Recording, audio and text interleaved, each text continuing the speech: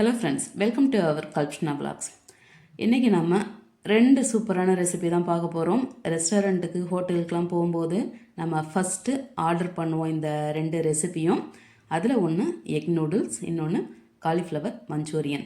இந்த சூப்பரான 2 ரெசிபியை பார்க்குறதுக்கு முன்னாடி நம்ம பிளாக்ஸுக்கு நீங்கள் ஃபஸ்ட் டைம் வரீங்கனாக்கா நம்ம பிளாகை சப்ஸ்கிரைப் பண்ணிக்கோங்க. அப்படியே பக்கத்தில் பெல் ஐக்கானை தட்டி அதில் ஆலையும் டிக் பண்ணிவிடுங்க. சரி, வாங்க நம்ம வீடியோவுக்கு போயிடுவோம். ஃபஸ்ட்டு எக் நூடுல்ஸ் எப்படி பண்ணுறதுன்னு பார்க்கலாம். இந்த எக் நூடுல்ஸ் பண்ணுறதுக்கு நான் இந்த மாதிரி ப்ளைனான நூடுல்ஸ் தான் எடுத்து வச்சுருக்கேன். இதில் 1.5 கேக் மட்டும் நான் எடுத்திருக்கேன். அதை இந்த மாதிரி பெரிய கவரில் சேர்த்து நல்லா நொறுக்கி விட்டோம்னாக்கா சிந்தாமல் செதறாமல் அந்த கவருக்குள்ளேயே இருக்கும். இது பெரிய டிப்ஸ் இல்லை, ஒரு சின்ன டிப்ஸ் தான், தெரியாதவங்க தெரிஞ்சுக்கோங்க. இப்போ ஒரு அகலமான பாத்திரத்தில் தண்ணியை கொதிக்க வச்சு அதில் 1/2 ஸ்பூன் எண்ணெய் விட்டாச்சு, உப்பு சேர்த்தாச்சு. இதில் நம்ம நொறுக்கி வச்சுருக்கேன் அந்த நூடுல்ஸையும் சேர்த்து வேக வச்சு எடுத்தாச்சு. இந்த பாருங்கள், வெந்தம் வந்தாச்சு. இப்போ இதை நம்ம ஒரு வடிகட்டியில் சேர்த்து தண்ணி துளி கூட இல்லாமல் வடிகட்டி இதை அப்படியே மூடி வச்சுருவோம். அப்படியே சூடாகவே இருக்கட்டும். இப்போ இதை அப்படியே ஒரு பக்கம் வச்சுட்டு இந்த பக்கம் முட்டையை நம்ம பொடி மாஸ் பண்ணி எடுத்துக்கலாம். நான் 5 முட்டை எடுத்துருக்கேன். அதில் 1/4 ஸ்பூனுக்கும் குறைவாக இஞ்சி பூண்டு பேஸ்ட்டு, கொஞ்சமாக பெப்பர் பவுடர், உப்பு தேவையான அளவுக்கு சேர்த்து இதை நல்லா பீட் பண்ணி எடுத்துக்கலாம். இந்த இஞ்சி பூண்டு பேஸ்ட்டு சேர்க்குறது எதுக்குனாக்கா அந்த முட்டையோட ஸ்மெல்லு வராமல் இருக்கும். இப்போ ஒரு பேனை சூடு பண்ணியாச்சு. அதில் 2 ஸ்பூன் எண்ணெய் விட்டுட்டு நல்லா அந்த எண்ணெயை நல்லா அந்த பேனில் க்ரீஸ் பண்ணிவிட்டு அதுக்கப்புறமா நம்ம பீட் பண்ணி வச்சுருக்க முட்டையை சேர்த்து இந்த மாதிரி பொடி மாஸ் பண்ணியாச்சு. இந்த அளவுக்கு பொடி மாஸ் இருந்தால் போதும். இதை வச்சுட்டு இந்த பக்கம் நம்ம அந்த சாஸ் எல்லாம் ஒன்றா சேர்த்து மிக்ஸ் பண்ணிக்கலாம். 1 spoon vinegar, 2 spoon dark soya sauce, 1 spoon red chilli sauce, 1 spoon green chilli sauce,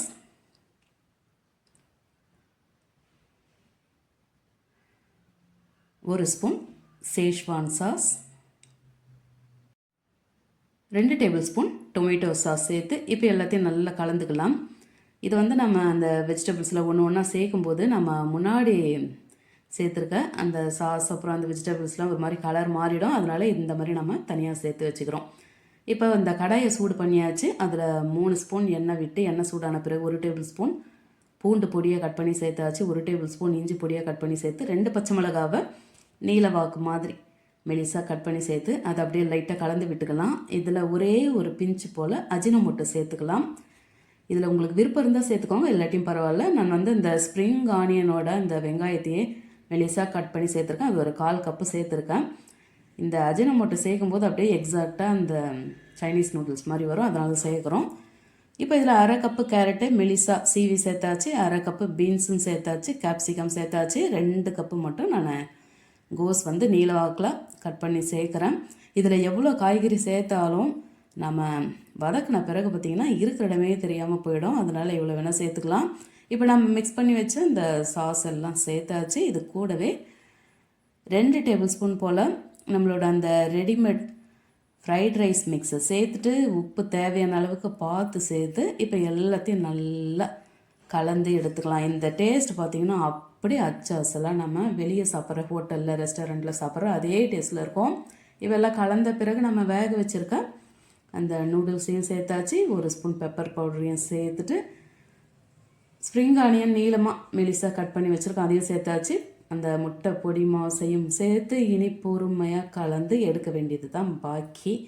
ரொம்ப பொறுமையாக நல்லா அழகாக இந்த மசாலா எல்லாம் அந்த நூடுல்ஸில் எல்லாம் படுற மாதிரி நல்லா கலந்து விட்டு எடுத்துக்கலாம்.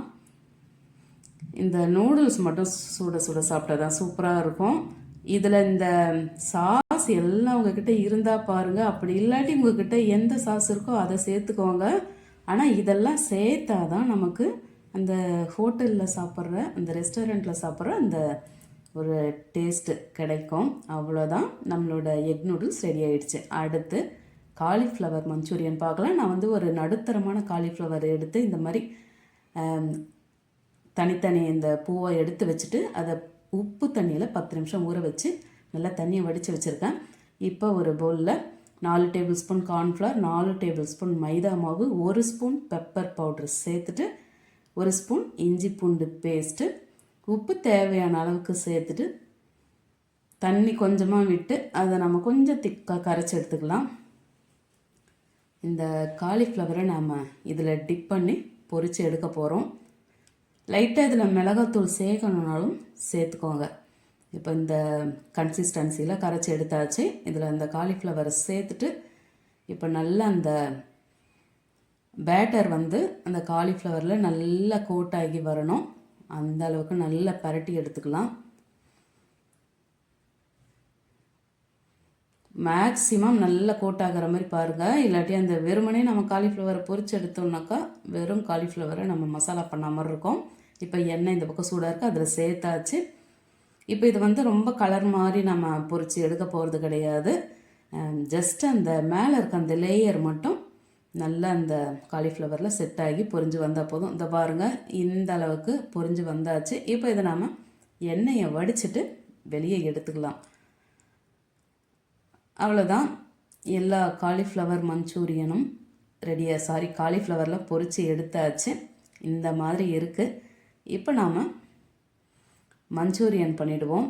ஒரு பாத்திரம் சூடு பண்ணியாச்சு. அதில் 2 ஸ்பூன் மட்டும் எண்ணெய் விட்டுக்கலாம். ஏன்னா ஏற்கனவே இந்த பொரிச்சு எடுத்த அந்த காலிஃப்ளவர் பக்கோடாவில் எண்ணெய் இருக்கும். இப்போ இதில் 1 ஸ்பூன் நல்ல பொடியாக கட் பண்ண பூண்டு, 1 ஸ்பூன் நல்ல பொடியாக கட் பண்ண இஞ்சி, பொடியாக கட் பண்ண பச்சை மிளகாய் சேர்த்து லேசாக கலந்து விட்டுக்கலாம். நல்லா கலந்த பிறகு ஒரு 1/4 போர்ஷன் வெங்காயத்தை நான் க்யூப்ஸ் மாதிரி கட் பண்ணி எடுத்துருக்கேன், குட்டி குட்டி க்யூப்ஸாக. அதையும் சேர்த்து லைட்டாக வதக்கி விட்டுருவோம். இப்போ இது கூடவே 1/4 போர்ஷன் அதே மாதிரி கேப்சிகம் க்யூப்ஸ் மாதிரி கட் பண்ணி சேர்த்தாச்சு.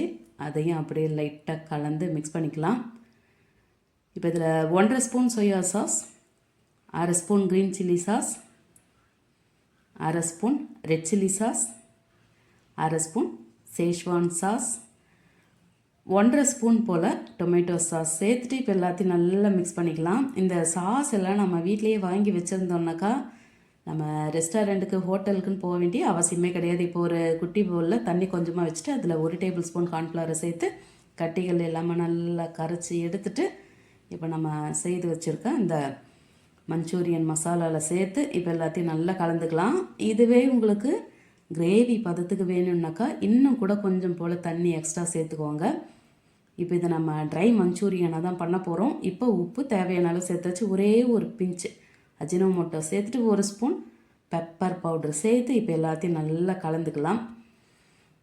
அஜினோமோட்டோ கட்டாயமானு கேட்டிங்கனாக்கா அது வேணும்னா சேர்த்துக்கோங்க, இல்லாட்டி விட்டுருங்க. இது வந்து நம்ம அப்படியே ரெஸ்டாரண்ட் ஸ்டைலில் பண்ணுன்றதுக்காக அது சேர்க்குறோம். எப்போது ஒரு நாளைக்கு நம்ம பண்ணி சாப்பிடும்போது சேர்த்தாக்கா பரவாயில்ல, அடிக்கடி தான் சேர்க்கக்கூடாது. இப்போ இது கூடவே கட் பண்ணி வச்சு ஸ்ப்ரிங் ஆனியன் சேர்த்தாச்சு, பொரிச்சு வச்ச அந்த காலிஃப்ளவர் பக்கோடாவையும் சேர்த்து கலந்து மிக்ஸ் பண்ணி எடுத்தாக்கா நம்மளோட எல்லாரோட ஃபேவரட் காலிஃப்ளவர் மஞ்சூரியன். இந்த பாருங்கள், கண்ணுக்கே பார்க்கவே தகன்னு சூப்பராக ரெடி ஆகிடுச்சு. இந்த மஞ்சூரியன் அப்படியே சாப்பிடவே சூப்பராக இருக்குது. இந்த நூடுல்ஸ் பார்த்தீங்கன்னாக்கா நல்ல ஸ்பைஸியாக இருக்குது. அதனால் உங்களுக்கு எந்த அளவுக்கு வேணுமோ அந்த அளவுக்கு இதில் சாஸ், அப்புறம் இந்த பச்சை மிளகா, பெப்பர் இதெல்லாம் பார்த்து சேர்த்துக்கோங்க.